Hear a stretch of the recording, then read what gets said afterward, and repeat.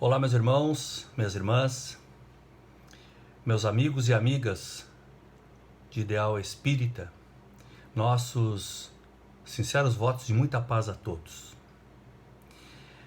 Agradecido sou pela oportunidade de mais uma vez estar falando com os nossos confrades, em especial da Sociedade Espírita Cristo, Amor e Paz,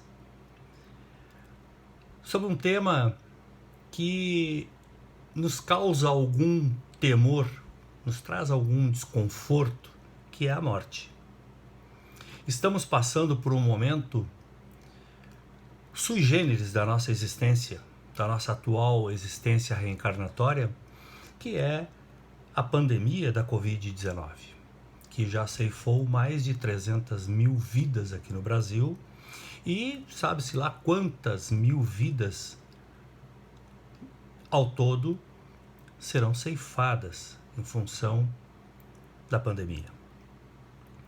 E esse preparo para esse momento do desencarne, a forma que nós encaramos, nós tentaremos, nesses breves 30 minutos que ficaremos aqui refletindo acerca do temor da morte, buscando compreender, à luz da doutrina espírita, o que eles nos dão, ou o que a doutrina espírita, melhor dizendo, nos entrega ou nos proporciona como consolo para esses momentos difíceis.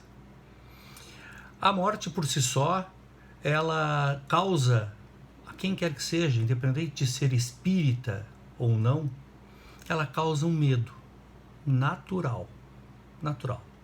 Porque é o desconhecido, e nós temos esse receio do desconhecido, esse medo do que é desconhecido. Tudo aquilo que nós temos conhecimento e domínio nos causa menos temor. E a morte? Não. Nós não sabemos se somos espíritas, nós não sabemos o que vai nos ocorrer do lado de lá. Quanto tempo nós gravitaremos, digamos assim, nas zonas do umbral?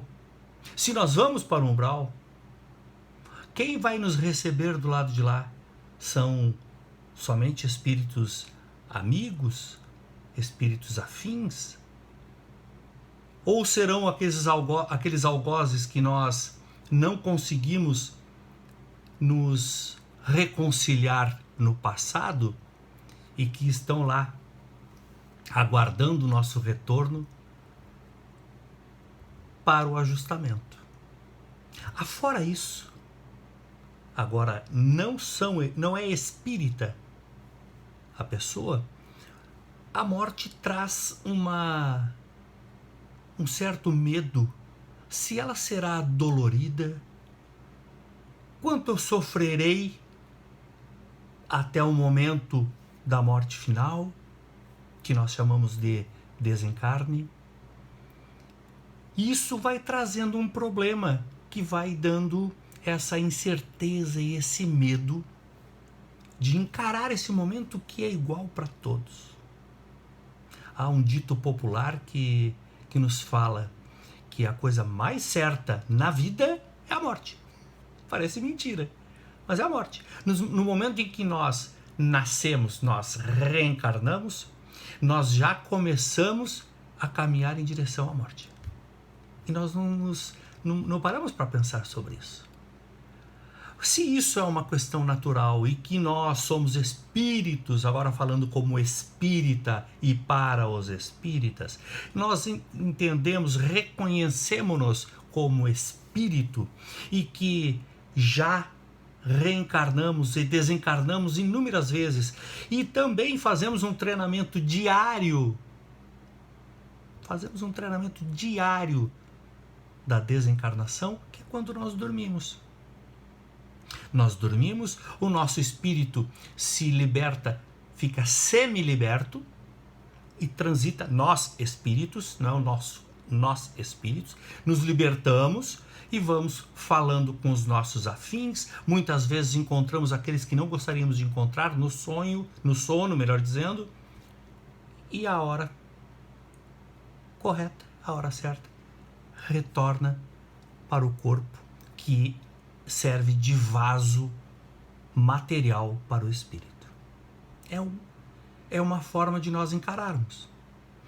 Mas também tem um trabalho que foi elaborado pela Federação Espírita Brasileira, que é muito interessante. Quando estávamos pesquisando para enriquecer um pouco mais as nossas reflexões, nós a encontramos e queremos compartilhar com os amigos. Afinal de contas, a luz, assim como a febre, botou a candeia sobre o alqueire e não sob o alqueire, para que a luz se espargisse por todos os locais. Nós, humildemente aqui, também, ao sabermos dessa possibilidade, de encontrarmos essa possibilidade, melhor dizendo, nas questões de estudo, queremos compartilhar. Vamos lá então. O que a FEB, ou melhor, o que Kardec nos diz a respeito da morte, está no Livro dos Médiuns. Na segunda parte, capítulo 26, na questão 291, item 20. O que é a morte? O que é a morte? A morte é a libertação dos cuidados terrenos. É a libertação dos cuidados terrenos. Nós podemos interpretar de N formas, mas aqui já começamos a entender o que Kardec nos sinaliza acerca de morrer, de desencarnar. É a libertação dos cuidados terrenos. Nós podemos dizer assim, é uma forma coercitiva, porque todos nós morreremos, uma forma direta, que independe da nossa vontade, porque nós haveremos de desencarnar, só não sabemos quando, e nós teremos que nos libertar desse apego aos bens terrenos. É a libertação dos cuidados terrenos. Podemos interpretar dessa forma. Mais adiante, na obra O que é o Espiritismo, ele fala assim: a morte é apenas a destruição do envoltório material. Então, por que o temor? É a destruição do envoltório material que a alma abandona. Sabemos nós que alma é o espírito encarnado. Quando nós falamos a minha alma, é porque a pessoa está encarnada, o espírito está encarnado. Quando liberto, o espírito liberto da matéria, torna-se espírito. Que a alma abandona, como faz a borboleta com a crisálida, conservando, porém, seu corpo fluídico ou perispírito. Esse temor, então, nós começamos a entender que a morte ela faz forçosamente que nós nos libertemos dos cuidados excessivos, por vezes, que temos de alguns itens ou de algumas posses, quando esses o têm, e que a morte nada mais é que a destruição do vaso carnal, do nosso corpo físico, só. Porque o que habita o nosso corpo, ele é imortal. Ele é imortal. Foi criado a uma época no passado, por Deus, porque nós não somos eternos, apenas Deus é eterno. Nós temos uma data que nos dá o prazo de início de nossa jornada. Fomos criados e, por bondade do Pai, nós fomos reencarnando, ou melhor, passando pelos reinos vegetal, mineral, vegetal, animal e hoje no hominal. E dentro de cada tempo e espaço que convivemos, tivemos a oportunidade de evoluir até chegarmos nesse estágio que estamos hoje. E que também estamos num estágio de evolução. Mesmo porque temos que ter a consciência de que estamos habitando um planeta que é dito pela espiritualidade, um planeta de provas e expiações. e que está na hora primeira da madrugada, digamos assim, a caminho de tornar-se um planeta de regeneração. Hora primeira da madrugada, porque ainda estamos na escuridão. Nesse sentido, nós não precisamos tecer grandes comentários para dizer que tipo de escuridão estamos. Escuridão moral. Mais adiante, nós temos então já a palavra desencarnação. Desencarnar, diz Chico Xavier, aliás, Emmanuel, psicografia do saudoso Chico na obra O Consolador, que diz assim: desencarnar é como mudar de plano, como alguém que se transferisse de uma cidade para outra aí no mundo, diz Emmanuel, sem que o fato lhe altere as enfermidades ou as virtudes com a simples modificação dos aspectos exteriores. Esse já é o primeiro consolo que a doutrina espírita nos traz, dizendo, em outras palavras, o que o Emmanuel nos diz com uma clareza total, mas como nós ainda precisamos muito da exemplificação, atrevo-me a fazer um exemplo, ou dar o meu, digamos assim, o meu parecer. Quando desencarnamos, nós não vamos nos tornar nem anjos.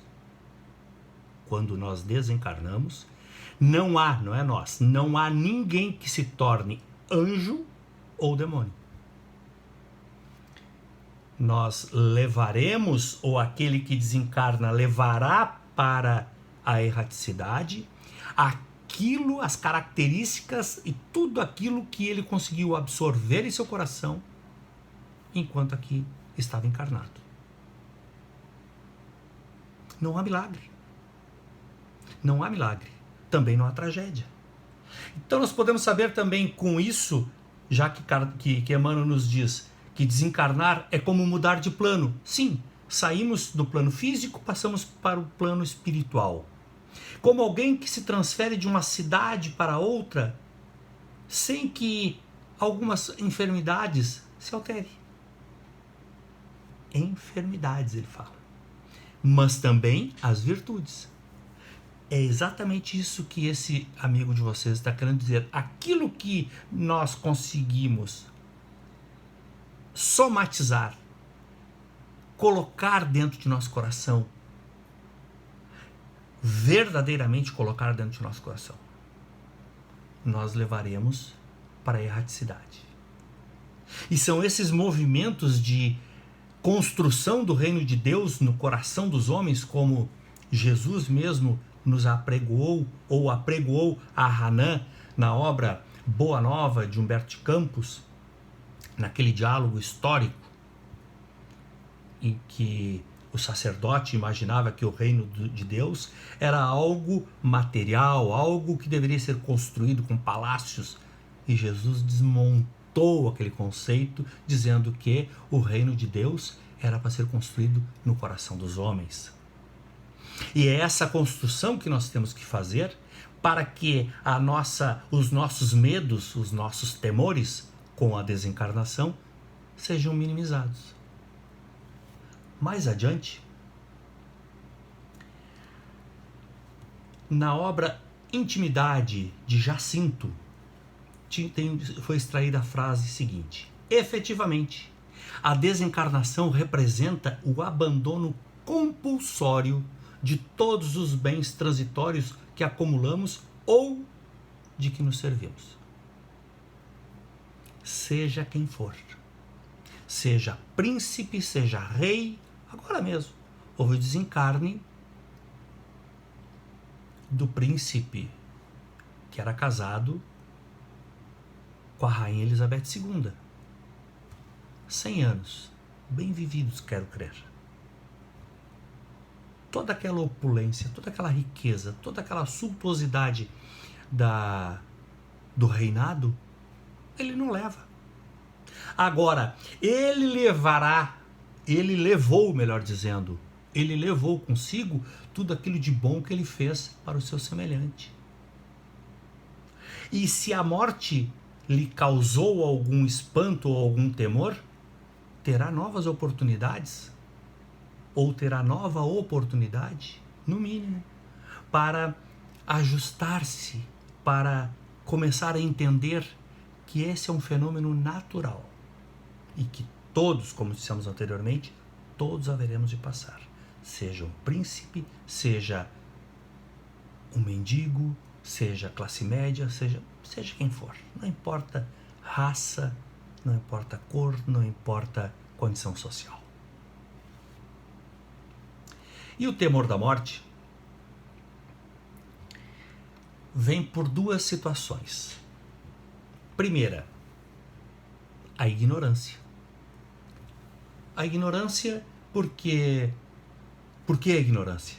Porque aquele que enxerga a vida como esse momento fugidio em que estamos encarnados, a exemplo do príncipe que levou 100 anos de encarnação, achamos que é um absurdo de grande, um século. Mas um século para a eternidade é um piscar de olhos, é um estalar de dedos. Por essa ignorância e achar que tudo inicia e termina nesse espaço de tempo e que nada acontece após isso, causa medo. O que será? Por quê? Por que eu vou fazer tal coisa que se quando eu morrer, e sei que vou morrer, não serei valorizado, não receberei as recompensas? Então é a falta de conhecimento da vida do além-túmulo, que a 18 de abril de 1857, quando a obra basilar da doutrina espírita, o Livro dos Espíritos, retirou dos túmulos as tampas, e dali saíram os espíritos, numa linguagem figurada. Kardec então nos trouxe a clareza, tirando as escamas da ignorância, fazendo com que nós viéssemos a compreender paulatinamente, a aceitar gradativamente quem somos, o que estamos fazendo aqui, de onde viemos e para onde iremos. Esse para onde iremos é o que mais me fascina, porque depois que eu entrei na doutrina espírita, eu comecei a me identificar como um espírita, o meu destino, quem dará sou eu, somos nós. Ou seja, pelo meu comportamento de hoje, eu posso, sinceramente, imaginar ou prever o que será a minha próxima encarnação. Com alguns percalços, obviamente, porque eu já não serei um espírito puro, mas algumas coisas do pretérito de outras vidas que eu não consegui resolver ainda e que deverão ser resolvidas. Mas a minha consciência, estando ela tranquila na atual encarnação, porque eu tenho, como todos nós temos, o advento do esquecimento, e que graças a Deus temos o advento do esquecimento. Imaginemos nós, se nós não tivéssemos o advento do esquecimento, se nós poderíamos estar convivendo em família. Então, eu também, pelo esquecimento, eu não sei quais foram as minhas pendências, mas eu sei o que estou fazendo agora. E a outra situação é a imprudência. Consciência de culpa em razão de atos cometidos durante a existência física. É exatamente isso que estamos falando agora. A imprudência também, eu sou um desportista, sou cara, mas o meu esporte ele é extremamente arriscado. Eu caminho em cima de uma corda, ou melhor, em cima de uma lâmina tão fina que não tem como chegar um momento que eu não vá cair. Só que abaixo eu não tenho nenhuma tela, nenhuma rede, como nos circos. Ora, circos, né? Mas circos que seguram o trapezista. Não tendo, cai, eu sou um imprudente. Tornar-me-ei inconscientemente um suicida. A exemplo de André Luiz, quando, não que ele tenha caído de algum local, mas ele abusava do álcool, do fumo, e quando chega na erraticidade, todos nós sabemos a história. Foi taxado como um suicida. Suicida involuntário. Mas esse medo da morte, nós também podemos dizer que não é privilégio de nós apenas. Nós, que eu digo, singelos trabalhadores ou simpatizantes, ou, enfim, da doutrina espírita. Todos nós sabemos da história de Chico Xavier do avião, em que o avião entrou em turbulência, e aqui não cabe nós tecermos aquela magnífica história do Chico, que se tornou até engraçado no filme quando ele fala, né? Mas Chico também dizia: eu não tenho medo da morte, mas também não tenho pressa, deixa eu aqui, porque ele não sabia o que iria acontecer do outro lado. Ora, se Chico estava com essa dúvida, com esse receio, para não dizer temor ou medo, o que cabe para nós? Mas aí vem a doutrina espírita nos elucidando, trazendo informações tão precisas e tão claras, e que se nós começarmos a imaginar ou a refletir de fato acerca desse tema, ficamos tranquilos, sem pressa de morrer. Ninguém está com pressa de morrer. Mas ficamos tranquilos que quando for chegada a nossa hora, nós faremos a nossa passagem, a nossa mudança de plano, como diz Emmanuel, de forma serena. Na pergunta do Livro dos Espíritos, 155, aí nós vamos começar a entrar um pouquinho mais para as nossas reflexões a respeito do desencarne. Porque há o medo, senão o que vai ocorrer lá adiante, ou do outro lado, mas do momento do desencarne. Kardec pergunta aos imortais: como se opera a separação da alma e do corpo na hora da morte? E os imortais respondem a ele: desfeitos os laços que a retinham, a alma retida ao corpo, ela se desprende. Mas que laços? Que laços são esses? Ao vulgo, se nós formos falar sobre isso, eles vão dizer: mas então eu estou laçado, porque é uma linguagem muito... Os laços fluídicos que prendem o corpo, que dão a vitalidade ao espírito para manter o corpo na sua vitalidade. Quando esses laços se rompem, a alma se desprende, se liberta. Na 155A, ele pergunta então, em outras palavras, é rápido? A separação se dá instantaneamente por brusca transição? Haverá uma linha de demarcação claramente traçada entre a vida e a morte? E os imortais respondem a ele: não. A alma se desprende gradualmente e não escapa como um pássaro cativo. Eu achei sensacional. Abre a gaiola do passarinho assustado, ele sai voando. Não é assim que funciona. A alma não escapa como um pássaro cativo, a que se restituiu subitamente a liberdade. Não. Aqueles dois estados se tocam e se confundem, de modo que o espírito se desprende, pouco a pouco, dos laços que o prendiam. Eles se desatam, mas não quebram. Não é vir com uma tesoura ou vir com algo que vem e quebra. Não. Vai sendo desatado lentamente, gradativamente, e o espírito vai se libertando. Até para dar chance do espírito entender esse novo estágio em que ele se encontra. E aí, durante a vida, o espírito está preso ao corpo pelo seu envoltório semimaterial ou perispírito. A morte é apenas a destruição do corpo e não a desse segundo envoltório do espírito, que se separa do corpo quando cessa neste a vida orgânica.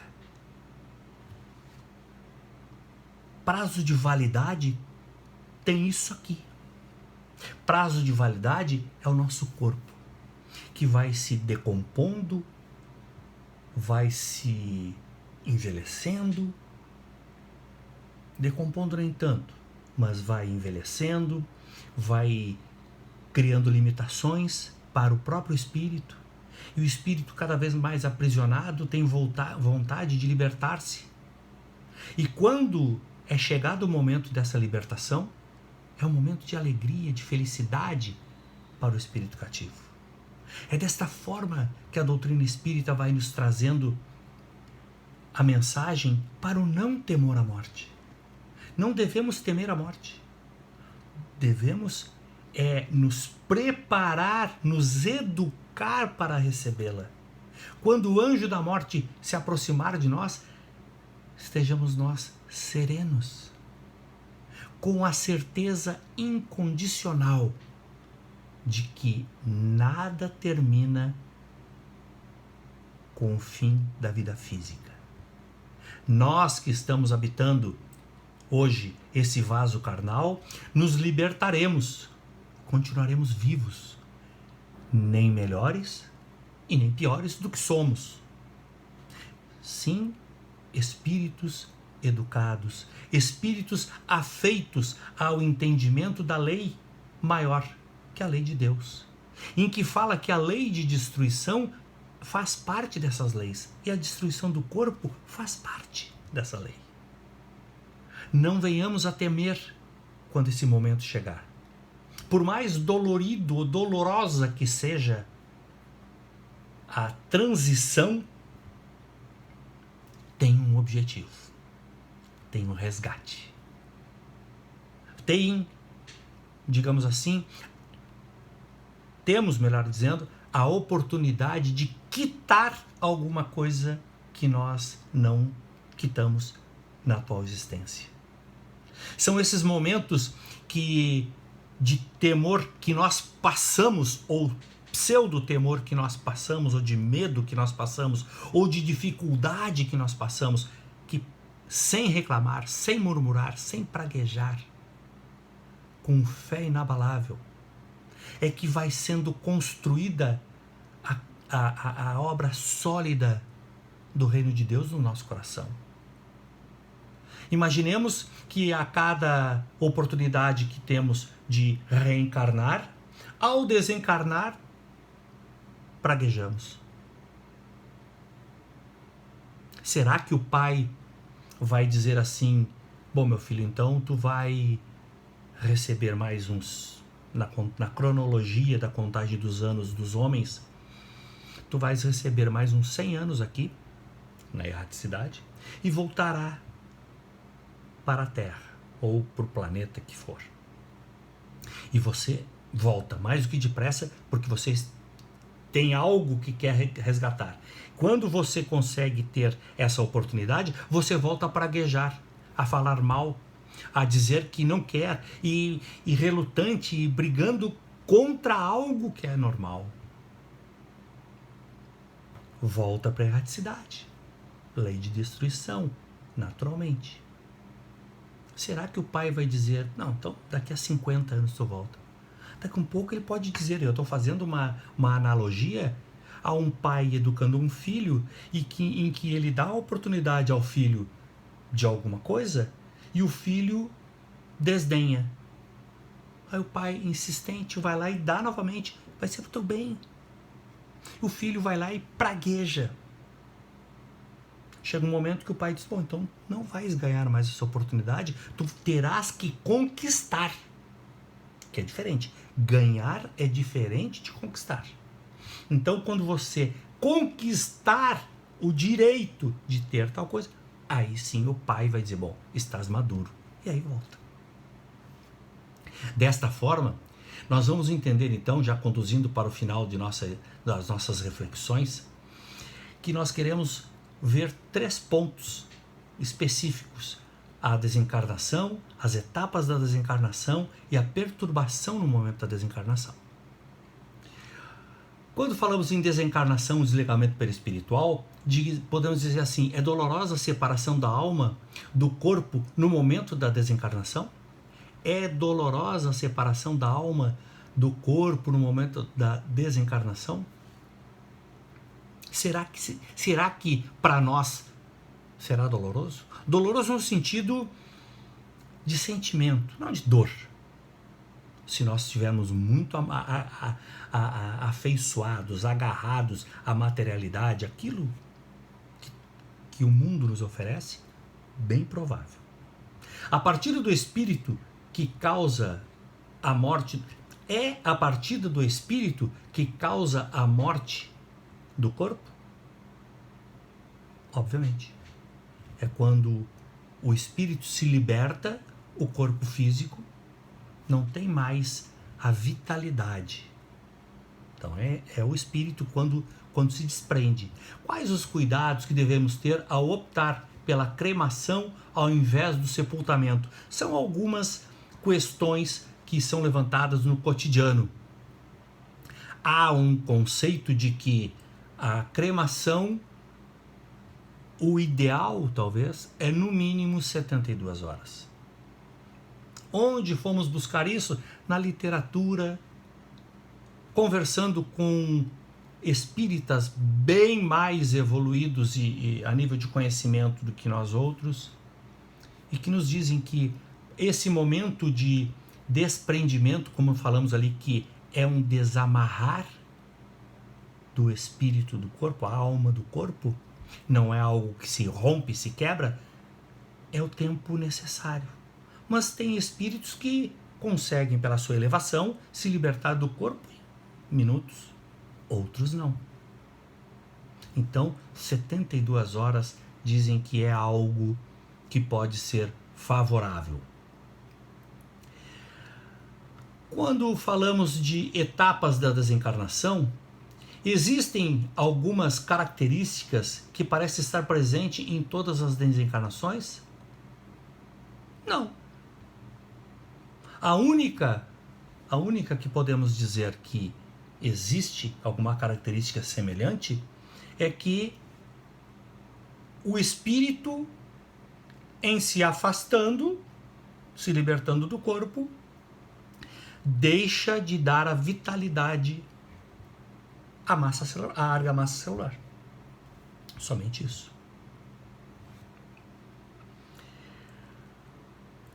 Por último, quando falamos das perturbações no momento da desencarnação, que é tema das nossas reflexões, estado de perturbação, defina o estado de perturbação no momento da desencarnação. Falamos agora há pouco. A grande perturbação é a falta de conhecimento de que a desencarnação é um fato normal, natural para todos nós. E quanto mais apegado aos bens materiais, pior fica e mais perturbado o espírito se mantém. Qual a causa de maior ou menor sofrimento no momento da desencarnação? O apego. O apego às coisas do mundo.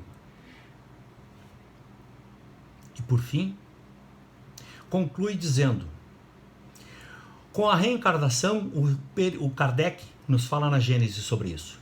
Com a reencarnação, o perispírito achava-se enraizado nas células do corpo físico.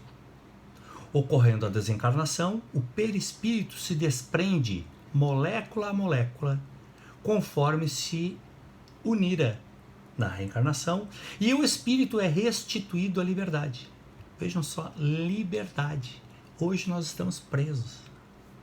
Por isso que não precisa ter medo. Assim, não é a partida do espírito que causa a morte do corpo. Esta é que determina a partida do espírito. Veja o jogo de palavras que Kardec fez. Não é a partida do espírito que nós falamos agora, quando o espírito se afasta, ou se liberta, se desprende do corpo, causa a morte. Diz, não é a partida do espírito que causa a morte. Obviamente que não.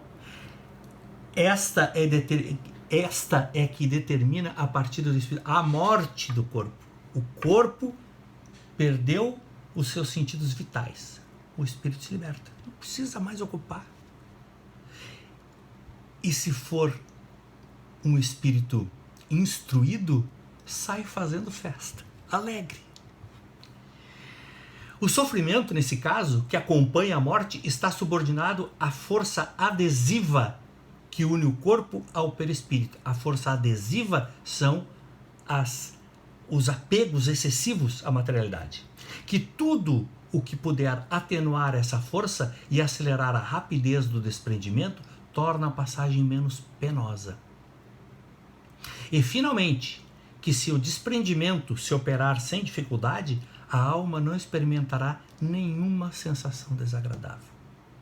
São situações que, se nós formos convidados agora para o desencarne, chamados, vem para casa, façamos uma análise. O quão eu estou apegado aos bens materiais? É uma pergunta que nós temos que fazer para nós próprios. Além disso, eu tenho algum desafeto? Eu tenho algum inimigo? Eu tenho algo inerente ao relacionamento com o meu semelhante que eu tenha que resolver, que eu não resolvi ainda? E se eu for chamado agora, irei com esse penduricalho?